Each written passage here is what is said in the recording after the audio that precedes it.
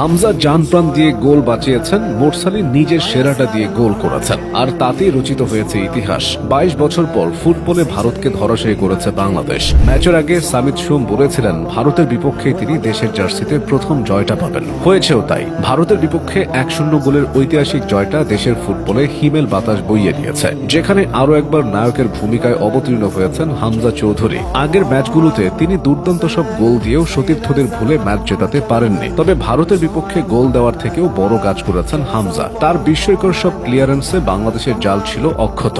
ম্যাচের পুরো সময়টা লিড ধরে রাখতে মাঠের এক প্রান্ত থেকে আরেক প্রান্তে ঘাম ছড়িয়ে গেছেন হামজা।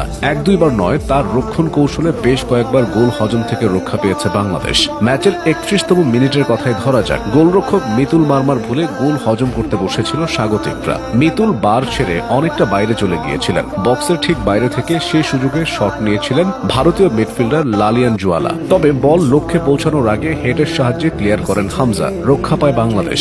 এর মধ্যে 34তম মিনিটে তপু বর্মনের সঙ্গে ভারতের বিক্রমের ধস্তাধস্তিতে উত্তেজনা ছড়িয়ে দুদলের খেলোয়াড়দের মধ্যে হাতাহাতির পর্যায়ে পৌঁছায়। রেফারি তপু ও বিক্রম দুজনকে হলুদ কার্ড দেখান। বিষয়টা আরেকটু বেশি দূর গেলে বাংলাদেশের কেউ লাল কার্ড খেতে পারত। হামজা সেটা আগেই আঁচ করতে পেরে সবাইকে বুঝিয়ে ঠান্ডা করেছিলেন। দ্বিতীয়ার্ধের শুরু থেকে টানা আক্রমণ চালাতে থাকে ভারত। প্রথমার্ধে আক্রমণে ধার থাকার পরও কোচ হাভিয়ার কাবরেরা বিরতির পর রক্ষণাত্মক খেলার কৌশল সাজান। সেখানে হামজাই ছিলেন তার পরিকল্পনার মূল অংশে। ভারত ঘন ঘন গোলের সুযোগ পেয়ে গেলেও হামজা এবং তার সতীর্থরা বারবার রুখে দেন সেসব সুযোগ। শুধু গোল বাঁচিয়ে নয়, সুযোগ পেলে গোল করারও সর্বোচ্চ চেষ্টা করেছেন হামজা।